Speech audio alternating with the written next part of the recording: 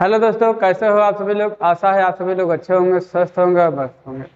तो आओ हम इस वीडियो में पढ़ते हैं रदरफोर्ड का अल्फा प्रकीर्णन मॉडल।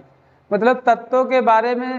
जो तत्व का सभी तत्वों का एक परमाणु होता है। परमाणु की सही जानकारी प्राप्त करने के लिए रदरफोर्ड ने अपना एक मॉडल दिया, जिसे कहते हैं रदरफोर्ड का अल्फा प्रकीर्णन मॉडल, जो बोर्ड परीक्षा के लिए बहुत ही जरूरी है। इंटर में ये हर किसी ना किसी सेट में जरूर पूछा जाता है। आप किसी भी अंसाल्व को उठा ले या किसी प्रोफेसर पेपर को उठा ले, हर पेपर में इससे क्वेश्चन 5 नंबर में पूछा ही जरूर जाता है। और ये यहाँ तक कि इंटर के लिए ही जरूरी नहीं है, ये 11वीं के लिए भी जरूरी है, 9th वालों के लिए भी बहुत जरूरी है। तो अब हम पढ़ते हैं रदरफोर्ड का अल्फा प्रकीर्णन मॉडल के बारे में। तो जो रदरफोर्ड का जो अल्फा प्रकीर्णन मॉडल था, वो ये कहता था कि परमाणु अति सूक्ष्म गोलाकार तथा विद्युत उदासीन कण होता है। जो कोई भी तत्व होता है, सभी तत्वों का एक होता है परमाणु। तो बता, जो परमाणु होता है, परमाणु अति सूक्ष्म, एक छोटा सा, मतलब परमाणु जो तत्व का सबसे सूक्ष्मतम भाग होता है, वो गोलाकार होता है और विद्युत उदासीन होता है। विद्युत उदासीन का मतलब ना तो इस पर प्लस होता है ना तो इस पर माइनस होता है। यह बताया गया परमाणु का समस्त भाग लगभग में खोखला होता है तथा बीच में एक धनावेशित भाग, ठोस भाग होता है, जिसे नाभिक कहते हैं। और परमाणु का द्रव्यमान इसी धनावेशित केंद्र में होता है। फिर बताया कि नाभिक की त्रिज्या 10 की घात -12 कोटि की होती है तथा परमाणु की त्रिज्या 10 की घात -8 कोटि की होती है। नाभिक के अंदर प्रोटॉन और न्यूट्रॉन होते तथा नाभिक के बाहरी कक्षाओं में इलेक्ट्रॉन चक्कर लगाया करते थे। तो ये बातें बताए थे रदरफोर्ड। तो अगर इस पूरी थ्योरी को अगर हम इस प्रकार याद करेंगे तो दिक्कत है, तो हम इनके प्रयोग को भी देख ले, इन्होंने क्या बताया था। फिर ये पूरी जो थ्योरी है आप सभी लोग खुद अपने मन से बनाकर लिख सकते हैं। तो देखो, रदरफोर्ड ने तत्वों के बारे में जानकारी प्राप्त करनी चाहिए, इसलिए उन्होंने एक तत्व ले लिया और वो तत्व लिए सोना, स्वर्ण पत्र लिए। स्वर्ण पत्र अर्थात सोने की पन्नी। देखो, सोना भी एक प्रकार का तत्व है और तत्वों का ही होता है परमाणु। और परमाणु की जानकारी प्राप्त करना तो तत्व लेना ही पड़ेगा, क्योंकि तत्व ही तो परमाणु है। तो ये सोचे, लाओ एक सोना एक तत्व ले ले। तो जैसे किसी भी पदार्थ को इसे चेक करना हो वो कैसा है, जैसे ये पदार्थ चेक करना है, पारकर है, तो ये ठोस है, द्रव है या गैस है, किस अवस्था में है, तो उसको आराम से दबा के देखा है। चोट लगाया जाए, अगर ये अंदर चला गया मतलब ये खोखला है, अगर अंदर नहीं गया तो इससे क्या पता चलेगा ठोस है। तो वही प्रयोग किए रदरफोर्ड।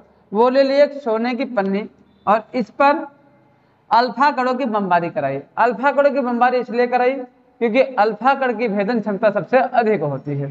तो ये जब अल्फा कण डाले तो ये देख रहे हैं कि जब अल्फा कण यहाँ डाल रहे हैं तो अल्फा कण सीधे चली गई, अल्फा कण सीधे चली गई। फिर यहाँ जब डाल रहे तो अल्फा कण यहाँ भी सीधे चली गई। ऐसे डाल रहे हैं तो कहीं इधर चले जा रहे हैं, ऐसे डाल रहे तो कहीं ऐसे चले जा रहे हैं। लेकिन जब बीच में डाल रहे हैं ये सोने की पन्नी, मतलब ऐसे ही एक चादर के रूप में इसको स्टैंड की सहायता से खड़ा कर दिए थे। तो जब यहाँ डाल रहा है तो देख रहा है कि सीधे वापस लौट आ रहे, सीधे वापस लौट आ रहे। ये अल्फा कण इधर डाल रहा है, तो जब ये अल्फा कण डाले तो यहाँ से सीधे टकरा कर वापस लौट आई। इसके बाद जब यहाँ डाले तो वो भी इस प्रकार पीछे लौट आई, इस प्रकार पीछे लौट आई। फिर अब यहाँ डाल रहे तो देख रहे कहीं सीधे चली जा रहे हैं, कुछ ऐसे चली गई।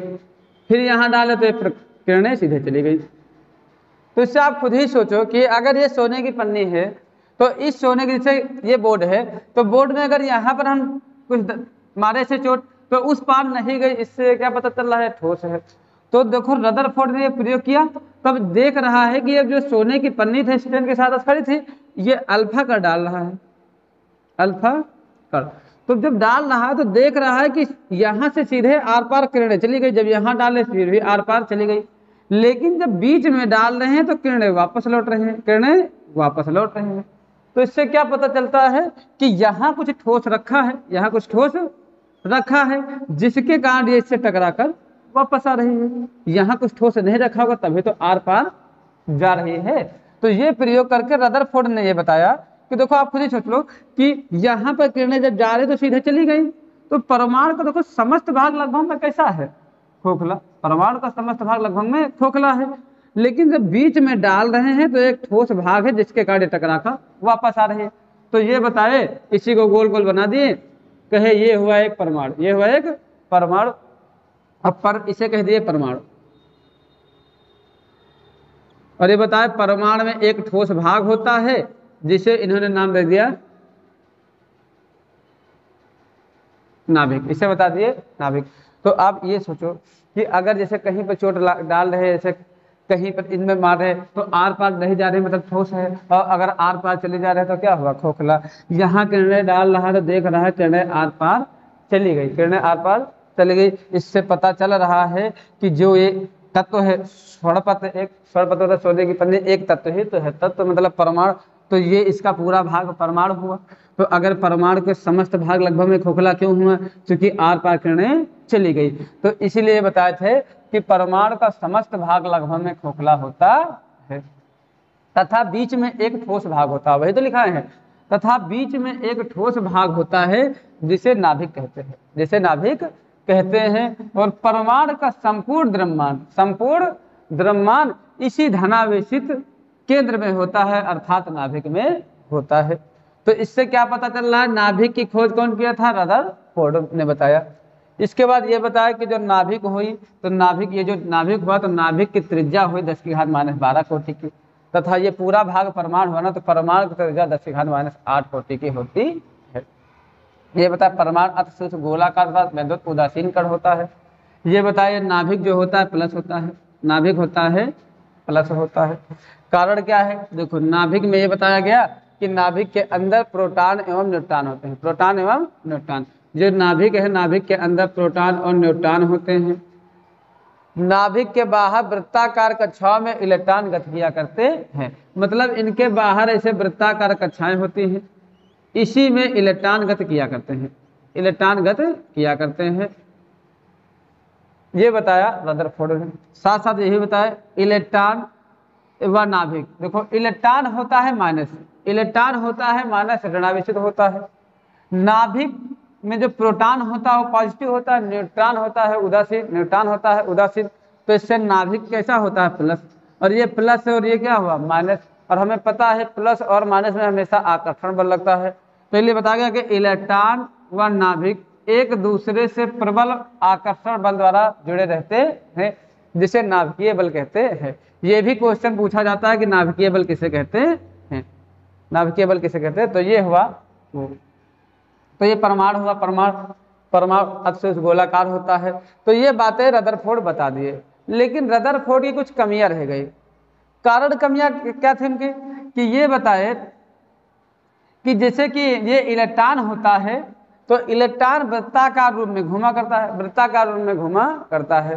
तो अगर देखा जाए कोई भी कण हुआ, तो कोई कण अगर वृत्ताकार रूप में घूम रहा है, वृत्ताकार घूम रहा है, तो अपनी ऊर्जा का लगातार ह्रास करेगा कि नहीं, तो अपनी ऊर्जा का ह्रास करेगा। तो क्या होगा, एक समय आएगा कि उसकी ऊर्जा खत्म हो जाएगी, और जब उसकी ऊर्जा खत्म हो जाएगी तो अंदर मतलब कोई भी अगर व्यक्ति है, जैसे किसी भी आपको ही दौड़ा दे तो दौड़ते दौड़ते एक समय आएगा कि आपकी ऊर्जा खत्म हो जाएगी और आप गिर जाओगे। तो वैसे ये बताया गया कि अगर इलेक्ट्रॉन, मैक्सवेल रदरफोर्ड से ये क्वेश्चन पूछे कि अगर ये बताओ, जब आप बता रहे हो कि इलेक्ट्रॉन वृत्ताकार कक्षा में घूमा करते हैं, तो अगर ये वृत्ताकार कक्षा में घूमा करता है तो एक समय ऐसा आएगा कि इस इलेक्ट्रॉन की ऊर्जा खत्म हो जाएगी और इलेक्ट्रॉन नाभिक में गिर जाएगा, इलेक्ट्रॉन नाभिक में गिर जाएगा। अर्थात जब इलेक्ट्रॉन गिर जाएगा तो नाभिक का क्या हो जाएगा, परमाणु का विनाश हो जाएगा, परमाणु का विनाश। जबकि परमाणु अविनाशी है, परमाणु का विनाश संभव नहीं है। तो इनकी सबसे बड़ी कमी ये थी। दूसरी इनकी कमी थी कि इन्होंने ये नहीं बता पाया कि जब इलेक्ट्रॉन का मतलब ये इलेक्ट्रॉन है तो इनका इलेक्ट्रॉनिक विन्यास कैसे होता है, मतलब इलेक्ट्रॉन कैसे भरे होते हैं, कैसे भरे होते हैं। तो ये इनकी थी कमी। देखो यहाँ पर जो आकर्षण बल होता है उसे नाभिकीय बल नहीं कहते, बस ये आकर्षण बल से, प्रबल आकर्षण बल द्वारा जुड़े रहते हैं। तो ये हुआ रदरफोर्ड का नियम। तो रदरफोर्ड का नियम अच्छे से समझ में आ गया होगा। इनका आप सभी लोग पहले स्क्रीनशॉट ले लें, फिर इनकी कमियों को लिखवा दें, क्योंकि इनकी कमी भी बहुत ज़्यादा पूछी जाती है। और ये जब पूछा जाएगा तो 5 नंबर में तो कमी भी लिखी जाएगी कि रदरफोर्ड का अल्फा प्रक्रिया मॉडल समझाइए तथा उनकी कमियों का उल्लेख कीजिए। तो आप समझे गए हो कि इलेक्ट्रॉन अगर वृत्ताकार कक्षा में घूम रहा तो अपनी ऊर्जा का लगातार ह्रास करेगा, और लगातार ह्रास करने का मतलब एक समय आएगा ऊर्जा के हानि कर देगा। इसके बारे में बता नहीं पाए थे, तो वही इनकी क्या थी, कमी। तो हम लिखवा रहे रदरफोर्ड की जो कमियां थी।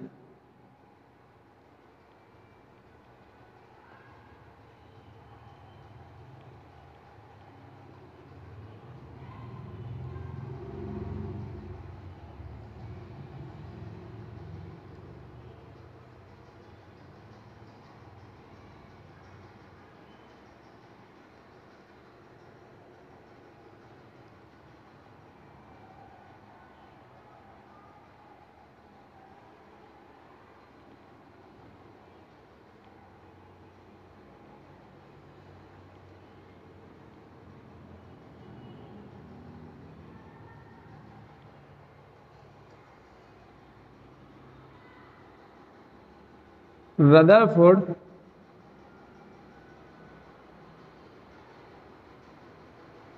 के नियम की कमी।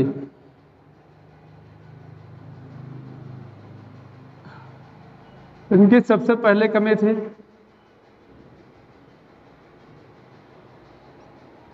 परमाणु का स्थायित्व। परमाणु का स्थायित्व का मतलब क्या हुआ?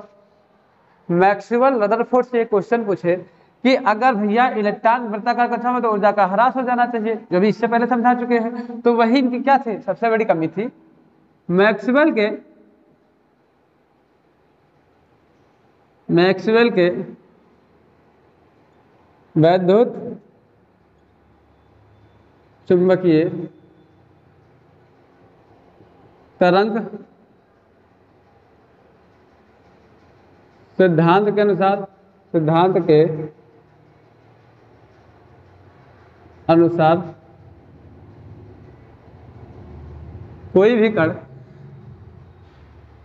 कोई भी गति करता कण अपनी ऊर्जा का उत्सर्जन करेगा, अपनी ऊर्जा का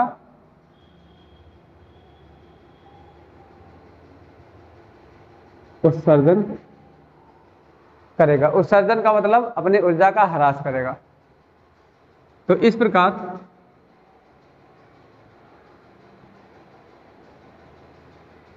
इलेक्ट्रॉन भी लगातार अपनी ऊर्जा का उत्सर्जन करेगा, क्योंकि अगर गति करता है इलेक्ट्रॉन पृथ्वी का अपनी ऊर्जा का उत्सर्जन करता है, तो इस प्रकार इलेक्ट्रॉन भी अपनी ऊर्जा का उत्सर्जन करेगा। उत्सर्जन ऊर्जा का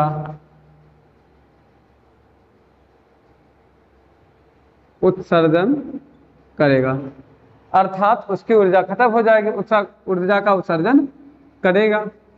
तो एक समय आएगा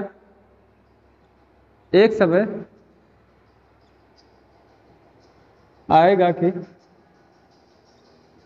इलेक्ट्रॉन नाभिक में गिर जाएगा, क्योंकि जब उसकी ऊर्जा खत्म हो जाएगी तो नाभिक में गिर जाएगा, अर्थात परमाणु का विनाश हो जाएगा। परमाणु का विनाश हो जाएगा, जो कि संभव नहीं है, क्योंकि परमाणु का कभी विनाश नहीं हो सकता है। तो इनकी सबसे बड़ी कमी ये थी। इसके बाद इनकी दूसरी कमी थी स्पेक्ट्रम की व्याख्या नहीं कर पाए थे। स्पेक्ट्रम की भी व्याख्या नहीं कर पाए थे, और ये भी बताए थे स्पेक्ट्रम क्या होता है। जैसे कोई भी इलेक्ट्रॉन अगर गति करता है तो अपनी ऊर्जा का लगातार उत्सर्जन करता है। जो ऊर्जा को उत्सर्जन करता है वही एक रेखा के रूप में दिख जाएगी, जिसे स्पेक्ट्रम कहते हैं। तो ये स्पेक्ट्रम की व्याख्या शुद्ध से नहीं कर पाए थे। इन्होंने